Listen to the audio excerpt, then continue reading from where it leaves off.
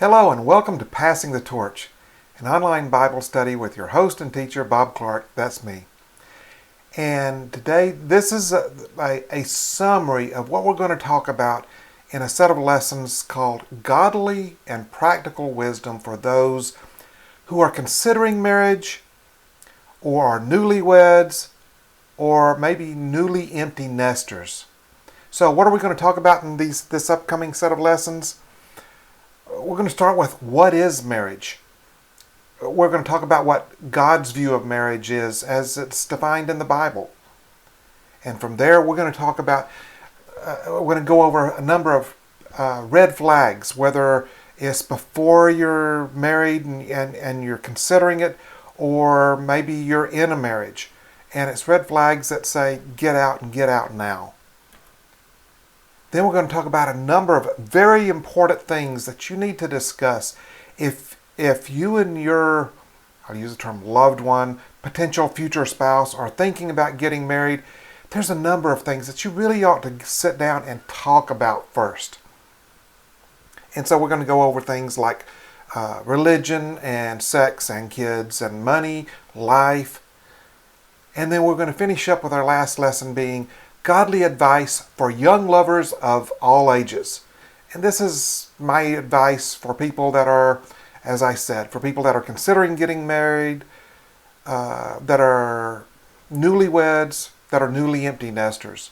So in that one section there, I'm going to just give you the one piece of advice that if I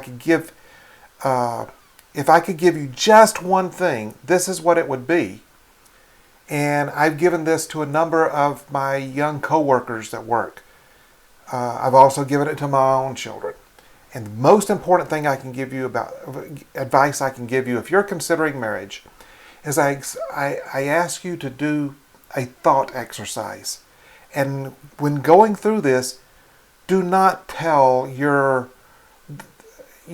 potential spouse what your thoughts are here, okay? Because you may hurt them. And you'll see what I mean here in a moment. So I want you to think through this. Think of the thing or things about your partner that irritate you the most right now. It could be incessant talking. It could be that they cut you off while you're talking. It could be their weight. It could be smoking, drinking, a number of other things. Anything that really irritates you right now. Now think, if that thing gets worse rather than better, could you put up with it for a lifetime? See, marriage from God's point of view is for a lifetime. It's till death do you part. Could you put up with that irritant for the rest of your life? I had to do this when I got married.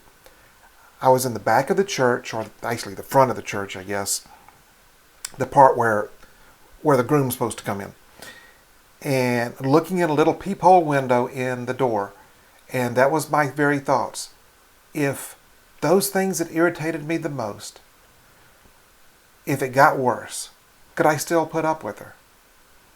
And the answer was yes. When I told her that I had done that, he used to irritate the snot out of her, to use a term. And finally she realized, no, that was the right thing. So we've been together for 37 and a half years now. So with that, I invite you to come and join us for our study on godly and practical wisdom for those considering marriage or are newlyweds or newly empty nesters. I hope to see you there. So long.